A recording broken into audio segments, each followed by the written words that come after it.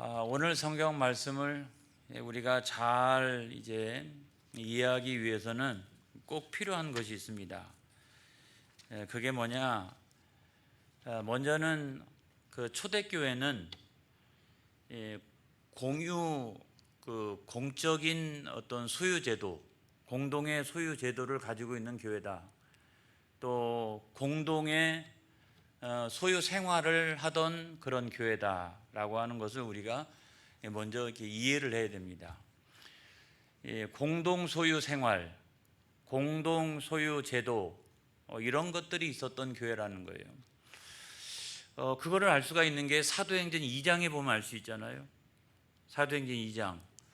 근데 이게 한 번만 나오는 게 아니라 사도행전 4장에 가면 또 한 번 비슷한 내용이 나옵니다.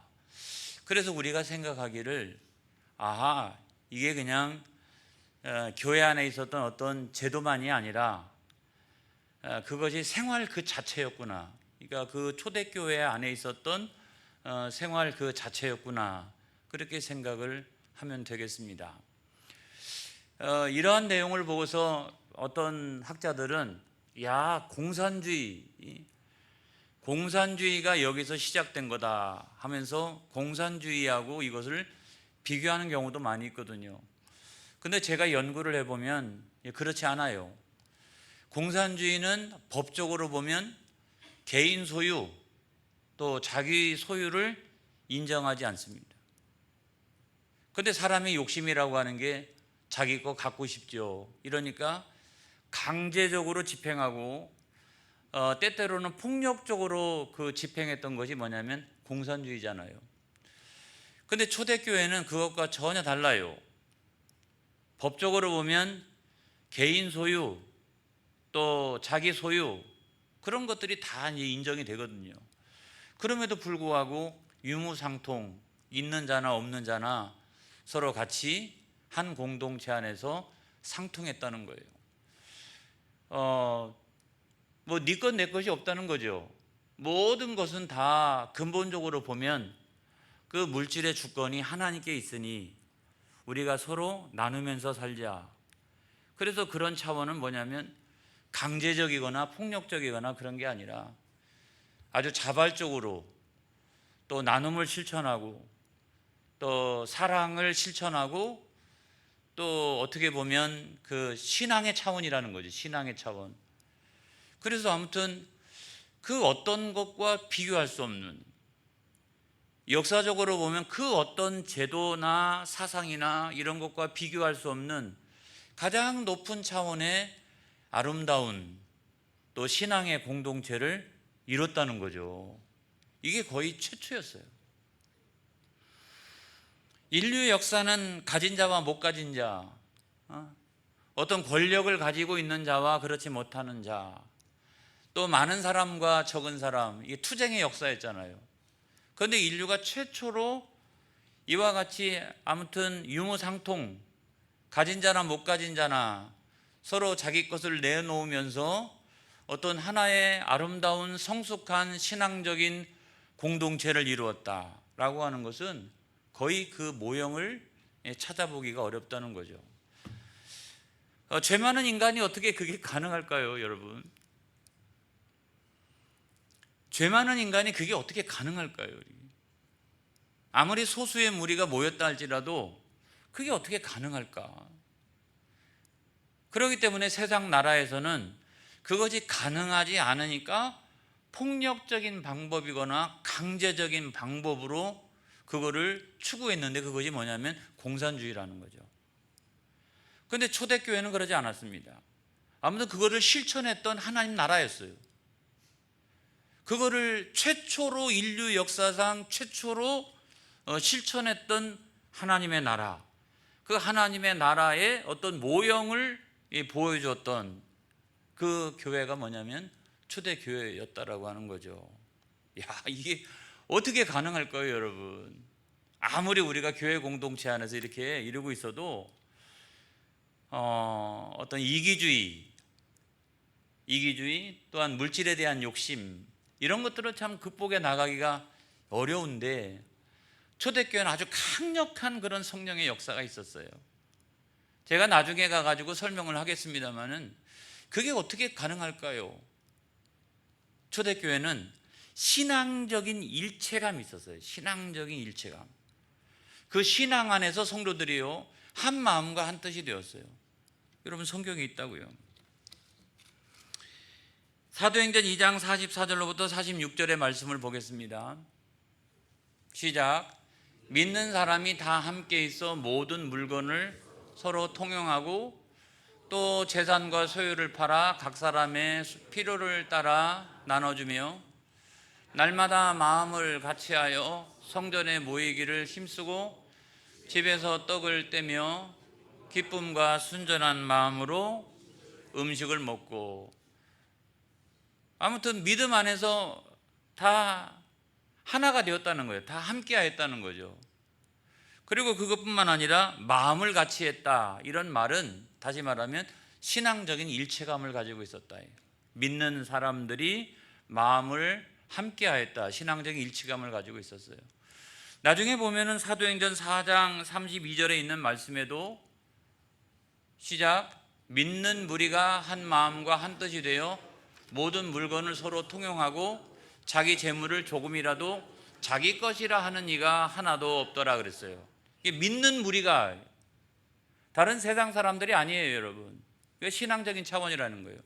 믿는 무리가 한 마음과 한 뜻이 되었다는 거죠. 그런 아주 강력한 어떤 일체감을 가지고 있었다는 거죠. 이게 어떻게 가능할까? 아무리 우리가 신앙을 가지고 있는 사람이라 할지라도. 그런데 여러분, 그 시작은 뭐냐면 성령의 강력한 역사였어요. 거기 모인 사람들은, 그거를 실천했던 사람들은 오순절 마가다락방에서 다 한결같이 성령의 체험을 했던 사람들입니다. 바람 같은 성령, 불 같은 성령, 불의 혀처럼 모든 사람들의 정수리를 뚫고 들어와서 마음이 뜨거워져 가지고 그냥 성령의 임재를 경험했잖아요. 그래서 다 성령으로 세례받고 우리가 다 한 주 하나님을 섬기는 하나님의 자녀다, 이런 의식이 그냥 사람들 마음속에 저절로 생겨나가기 시작했어요. 이 강력한 성령의 역사가. 그 다음에는 두 번째로 보면 성령의 충만함을 받기 시작했습니다. 회개하는 역사가 일어나기 시작했어요. 하나님 아버지, 이제는 제가 그동안은 너무나 이기주의로 살았는데 다시는 그렇게 살지 않기를 원합니다. 내가 물질의 어떤 욕심에 빠져가지고 살았는데 다시는 그렇게 살지 않기를 원합니다. 아니면 세상의 자랑이나 공명심을 가지고 내가 살았는데 주여, 내가 회개하기를 원합니다. 그렇게 회개하면서 사람들이 성령의 충만함을 받고 나니까 어떻게 해요? 사람들이 내가 이제 살아도, 내가 죽어도 하나님의 영광을 위하여 살아가리라, 그런 어떤 마음의 결단이 막 사람들 마음속에 마음이 뜨거워지면서 일어나기 시작을 했다는 거죠. 저는 그래서 모든 것이 다 하나님의 은혜라고 생각합니다.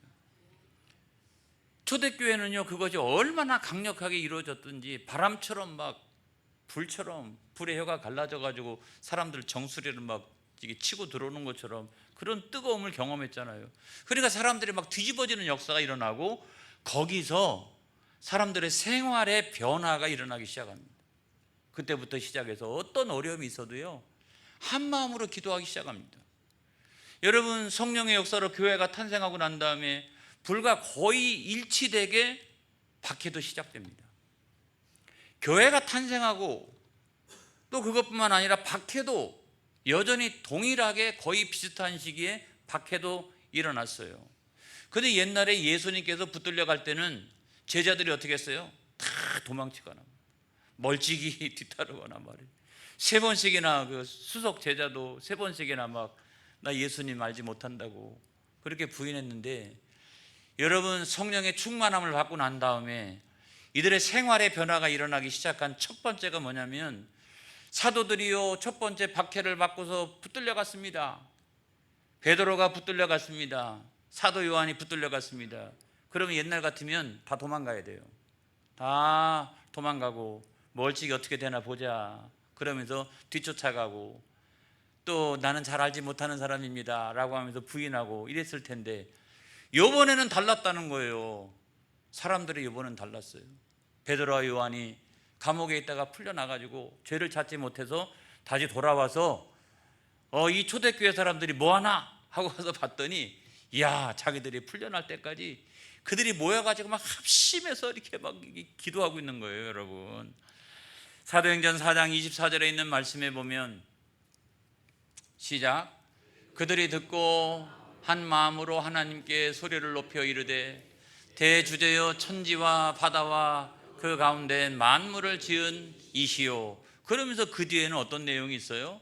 그 뒤에는 막 이제 붙들려간 그 사도들, 그들이 듣고, 이 소식을 그들이 듣고, 그러고 난 다음에 두 명의 사도를 위하여 그냥 막 기도하는 중에 두 명의 사도가 이제 석방돼가지고 들어온 거죠. 이제 그 무리 가운데.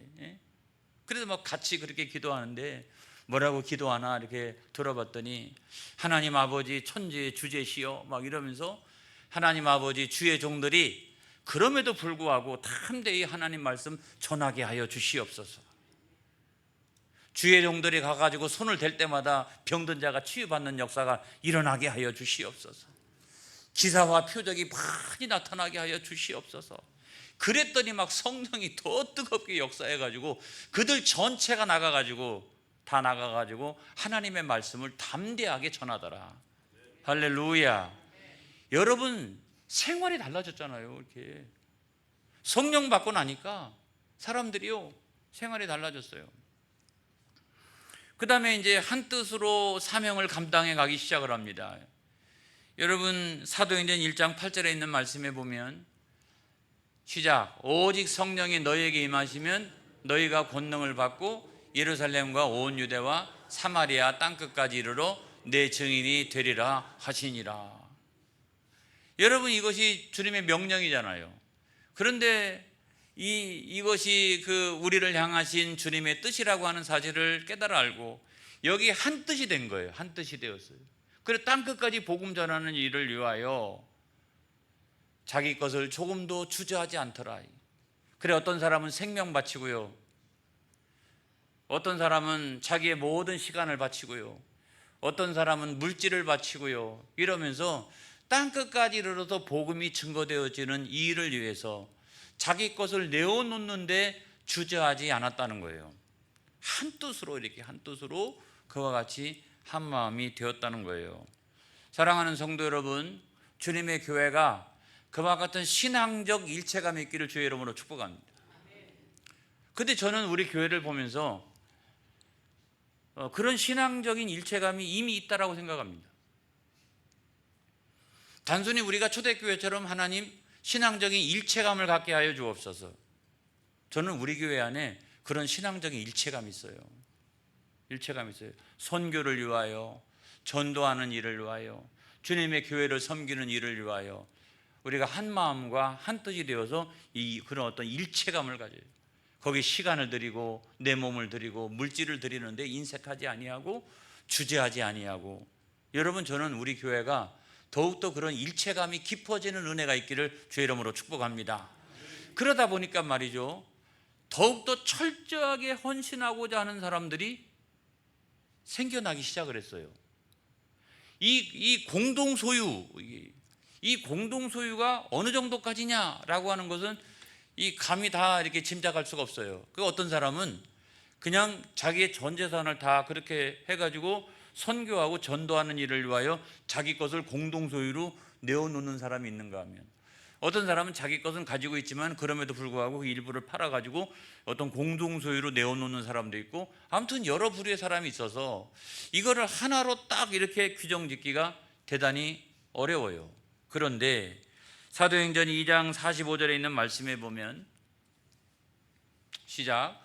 또 재산과 소유를 팔아 각 사람의 필요를 따라 나눠주며 그랬어요. 그러니까 자기 재산, 자기의 소유 이런 것들을 팔아서 이 더 가난한 사람들에게 내 것을 나눠줬다는 거죠. 내 것을 나눠줬어요. 여러분, 이것도요, 사실은 예루살렘 교회 안에서만 거의 일어났던 일이에요. 나중에 이 바울 서신 이렇게 읽어보거나 사도 바울의 이방인 교회에 가서 보면은 거기서는 이 공동 소유, 이런 개념 거의 없어요. 그냥 여전히 거기는 자기 소유인데 그럼에도 불구하고 헌신하고 충성하는 사람들이 거기에 있었지만, 처음 이 예루살렘 교회는 이런 강력한 공동 소유의 생활, 어떤 제도, 이런 것들이 있었다는 거죠.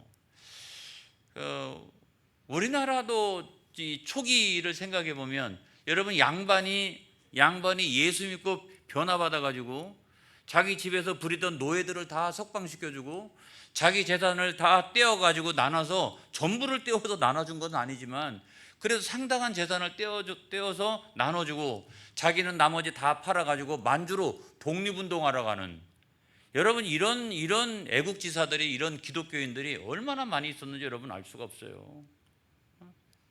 이런 사람들이 있었어요. 나라를 위하여, 교회를 위하여, 또한 이제 성경대로 자기 노예들을 해방시키고 또 재산을 떼어주고, 이런 사람들이 많이 있습니다. 그리고 어떤 교회든지 간에 100년 이상 된 교회들을 가만히 살펴보게 되면, 우리 교회도 마찬가지고요. 이 이상되는 교회들을 살펴보게 되면 거기에 전설처럼 내려오는 헌신의 이야기가 있습니다. 제가 간혹 이제 그 이야기를 하는 추풍령 교회 교인들도 잘 모를 거예요. 자기네 교회 안에 그런 이야기가 있는지. 거기가, 그 교회가 처음 세워질 때에 이 새처녀 이야기가 있어요. 새처녀가 자기가 시집갈 돈을 쭉 모아놓고 있었는데, 새처녀가 야, 우리가 그거 모아놓은 거 좋은 남자, 신앙이 좋은 남자 만나면 됐지, 뭐 이걸 가지고 뭐 어떻게 하랴. 그래서 마땅히 교회를 짓고 있으니까 여기 우리가 바치자. 그래가지고 그 새처녀의 아름다운 헌신을 통해 교회가 세워진 줄로 믿습니다. 이런 엄청난 역사들이, 여러분 요소에 처음에 교회들이 세워지는 그런 교회들마다 그런 역사들이 여러분 많이 있었어요. 그것이 정도의 차이는 있지만, 그래서 야, 그와 같은 때에 성령 하나님이 강력하게 역사하시는구나. 특별히 복음이 처음 들어올 때, 교회가 처음 세워질 때, 그런 때는 성령 하나님이 아주 강력하게 역사하시는구나, 이런 생각을 이제 우리가 갖게 되는 거죠. 그런 사람들 가운데 대표적인 사람이 누가 있었냐면, 아주 모범을 보였던 지도자 가운데 바나바가 있었어요. 바나바가 사도행전 그 4장 36절로 37절에 있는 말씀에 보면, 시작. 구브로에서 난 레위족 사람이 있으니 이름은 요셉이라, 사도들이 일컬어 바나바라, 번역하면 위로의 아들이라. 예수 안에 죽은 자의 부활이 있다고 백성을 가르치고 전함을 싫어하여. 이 바나바가 아무튼 모범이 됐던 것 같아요. 그 똑같이 바나바가 밭을 팔아가지고 사도들 발 앞에 뒀다라고 그러는데, 이게 어느 정도인가라고 하는 것은 우리가 다 알 수가 없어요. 그 사람의 재산의 정도가 얼마인지 우리가 그런 것도 알 수가 없고, 그러나 단 그 사람이 그거를 팔아가지고 사도들의 발 앞에 두었다. 이걸 통해 가지고 가난한 자들을 구제했다는 거죠. 그럼 우리가 여기서 생각해 볼 수 있는 특징 가운데 하나는 이런 거죠. 교회 안에는 각자가 신앙생활하면서 자기 소유가 다 있었지만, 교회 안에는 이와 같이 사도들의 앞에, 발 앞에 가져다 놓는 공동 소유의 재산이 있었구나.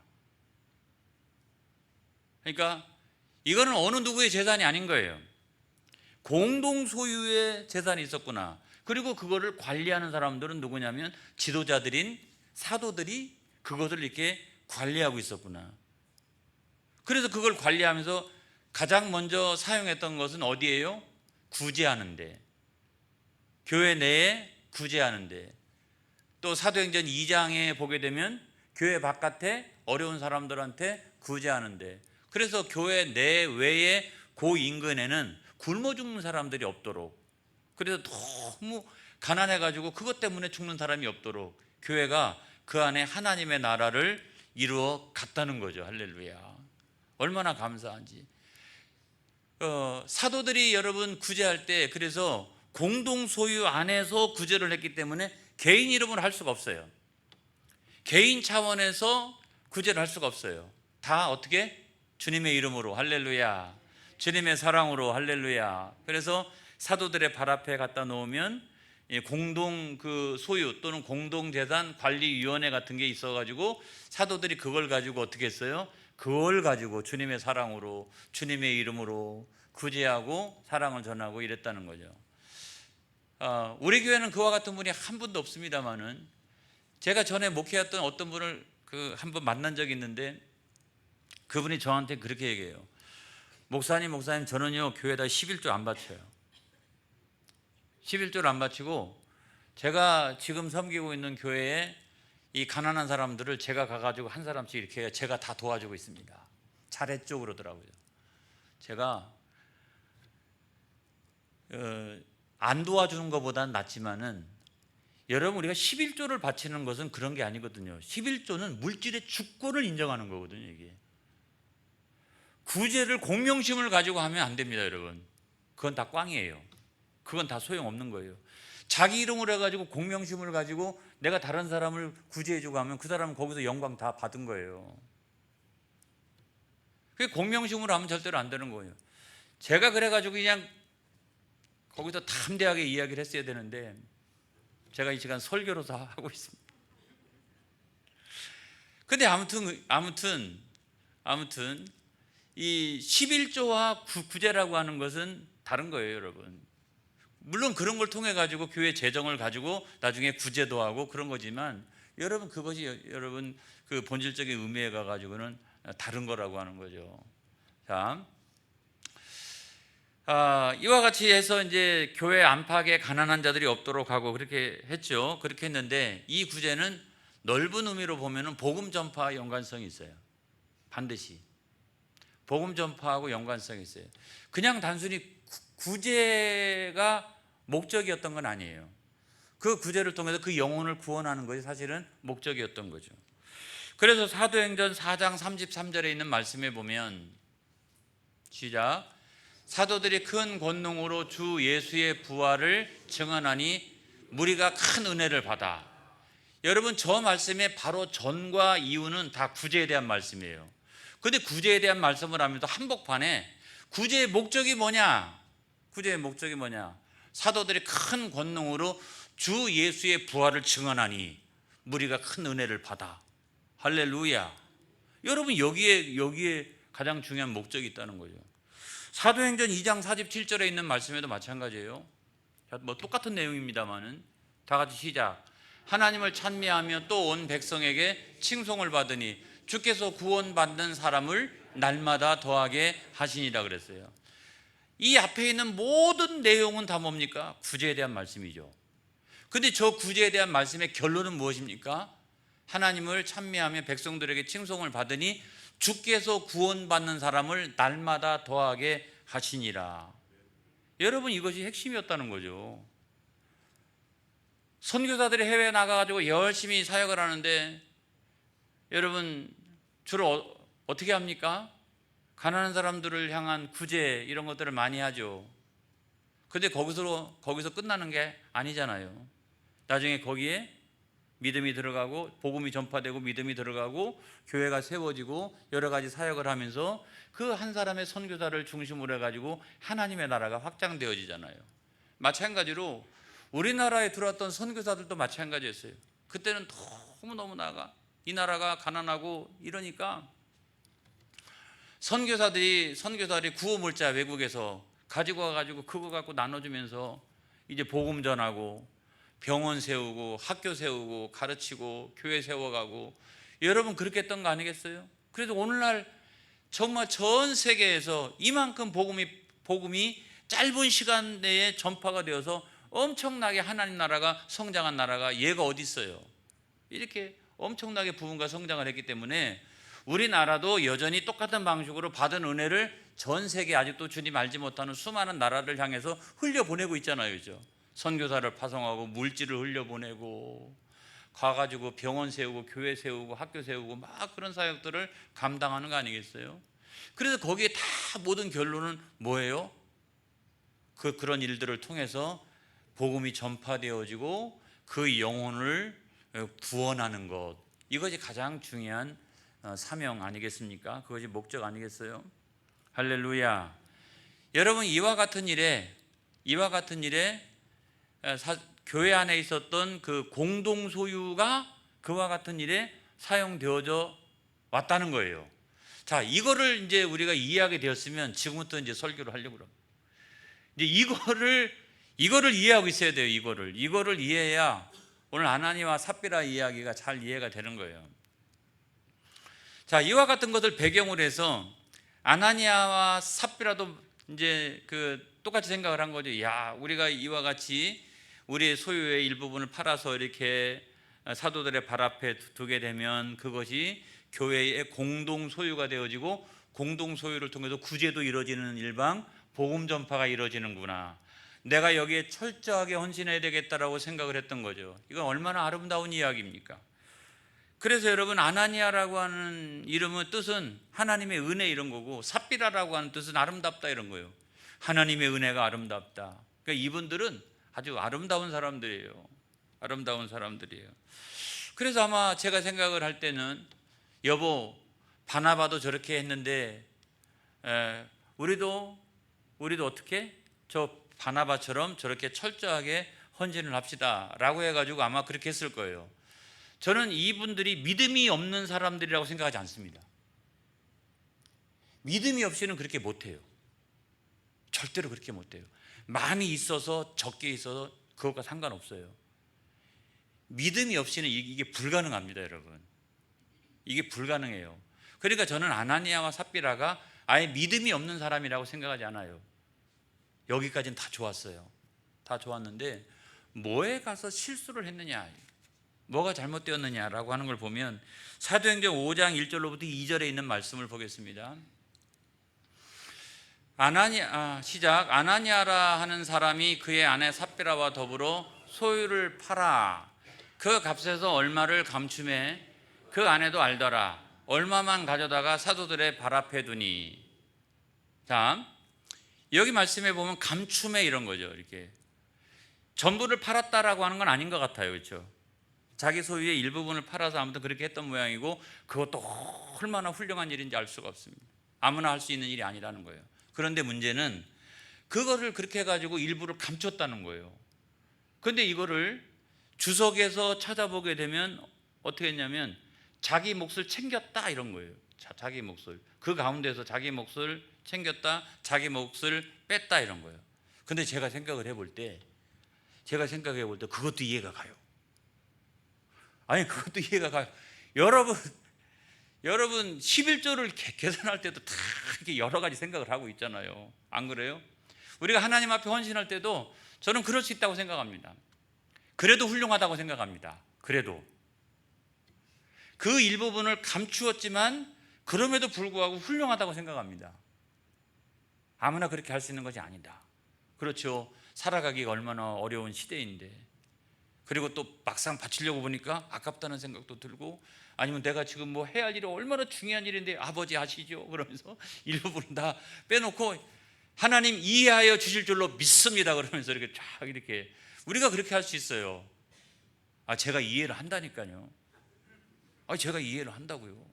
이해가 돼요. 그래도 훌륭하다. 그런데 문제는 뭐냐면, 문제가 어디에서 발생했느냐, 그 일부를 바쳐놓고 전체를 바친 것처럼 행세했다는 거예요. 이게 문제가 되는 거죠. 아니, 뭐 일부 바치면 어때요? 뭐 전부를 바치면 어때요? 더 좋은 거지만. 그렇지만 뭐냐면 그 일부를 바쳐놓고 사도들 앞에서 전체를 바친 것처럼 행세를 했다는 것이 문제가 되는 거예요, 여러분. 인간의 연약함이 다 있는 거예요, 여러분. 처지와 형편이 다 있는 거예요, 여러분. 그러나 여러분, 그런 것들을 헌신할 수 있다는 것 자체가 얼마나 귀한 일인 거예요. 그런데 일부를 해놓고 전체인 양 행사를 했다는 거예요. 차라리 처음부터 그냥 나 일부 했습니다 이러면 되지. 그걸 전체인 것처럼 행사를 했다는 건 아무래도 제가 생각해 볼 때는 이거 성경에 없는 거예요. 제가 생각해 볼 때는 철저한 헌신이 그 교회 내부에서 경쟁이 되어질 수도 있겠다. 바나바 같은 사람도 있고요. 또는 다른 집안에서 그렇게 하는 사람들도 있겠고요. 그래서 우리도 저 바나바도 하는데 우리는 못하냐, 뭐 이러면서 이제 같이 이제 거기에 은연중에 그런 것들이 경쟁 심리가 되어질 수도 있겠다. 문제는 그것이 거짓말을 했다는 거죠. 그래서 여러분, 성경의 말씀에 나중에 혼나게 됩니다. 혼나게 되는데 사도행전 5장 3절로부터 4절에 있는 말씀에 보면 자, 이것 때문에 혼나는 거예요. 시작. 베드로가 이르되 아나니아야 어찌하여 사단이 내 마음에 가득하여 내가 성령을 속이고 땅값 얼마를 감추었느냐. 땅이 그대로 있을 때에는 내 땅이 아니며 판 후에도 내 마음대로 할 수가 없더냐. 어찌하여 이 일을 내 마음에 두었느냐. 사람에게 거짓말한 것이 아니요 하나님께로다 그랬어요. 그래서 일부를 바쳤음에도 불구하고 전체를 바친 것처럼 행세를 했다는 거죠. 그것이 거짓말이 되었는데, 여러분 3절에 있는 말씀에 보면 사단이 내 마음속에 가득하였다 그런 거예요. 내가 성령을 속인 것이라는 거예요. 이 교회는 성령의 역사가 강하게 나타나는 교회였어요. 그런데 그 순간에 성령의 역사가 강하게 나오고 막 성도들이 헌신하고 막 충성하고 막 이러는데 은연중에 사단도 그 사이에 살짝 하고 들어오는 거예요. 여러분 들어와서 어떻게 했다? 그 사단이 그 마음속에 가득하여 성령을 속이고. 그래서 여러분 4절의 말씀만 한 번 더 띄워주실래요? 이 말씀을 잘 해석해야 되는데, 땅이 그대로 있을 때는 내 땅이 아니며, 그래서 야 땅이 그대로 땅 팔기 전에는 이게 내 땅이 아니며 이거 하나님의 땅이라고 하는 말이냐, 이게 부정이냐 라고 생각을 했는데 그렇지 않아요. 땅이 그대로 있을 때는, 땅 팔기 전에는 내 땅이 아니며 이게 내 땅이 아니더냐 라고 하는 거예요. 그러니까 강한 긍정을 부정처럼 사용한 거예요. 내가 땅을 팔기 전에는 그 내 땅이 아니더냐, 네 거가 아니더냐. 판 후에도 내 마음대로 할 수가 없더냐.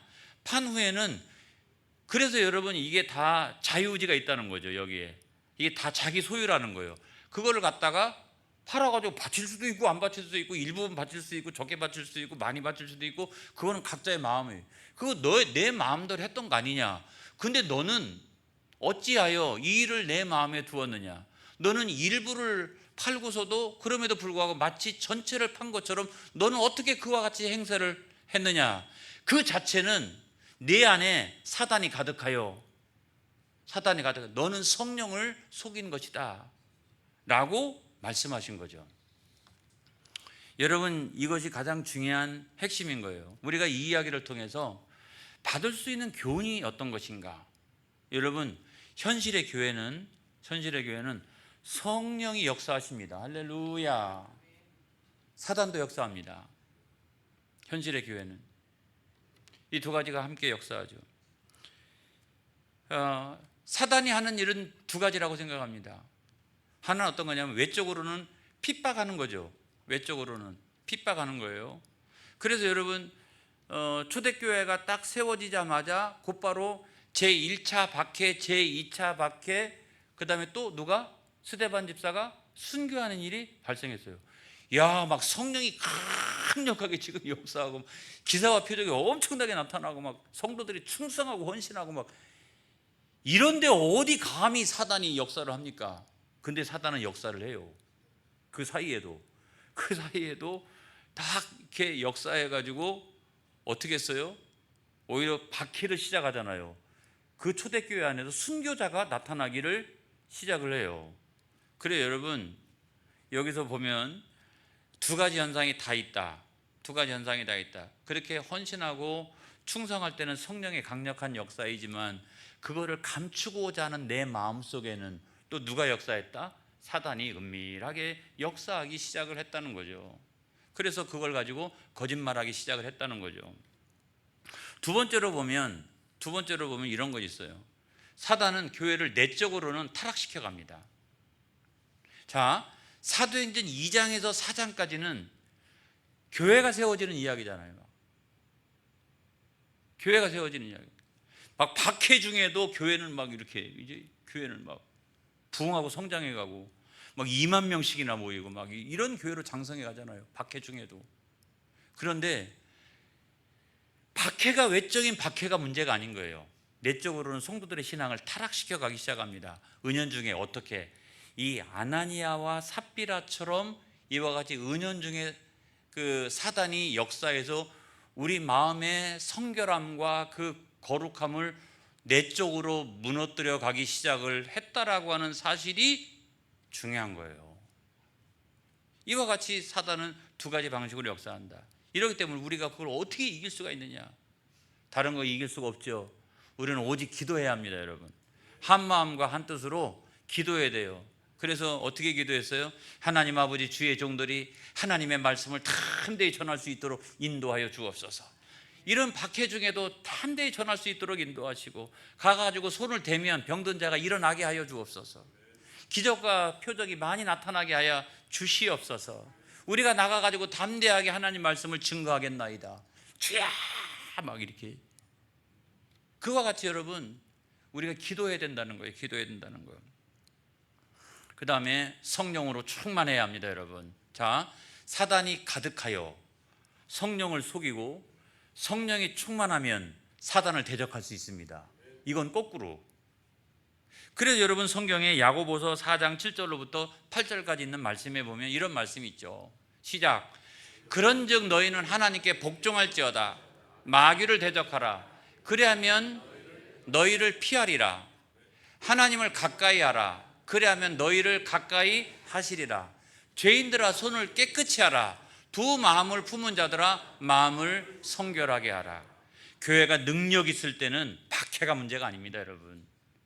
교회가 능력 있을 때는 박해가 문제가 아니라 내적으로 타락해 갈 때 교회는 능력을 상실합니다. 아무리 박해가 있어도 교회가 성결함과 거룩함을 유지하면 그 박해를 뚫고 나가면 어떻게? 교회는 부흥하고 성장하는 겁니다. 할렐루야. 그래서 저와 여러분이 그와 같이 하나님 앞에서의 그 거룩함과 그 순결함이 있기를, 주님의 교회 공동체가 그와 같은 거룩함과 순결함이 있기를, 그 성령으로 충만한 교회가 되어지기를 주님의 이름으로 축복합니다. 축복합니다. 할렐루야. 기도하겠습니다.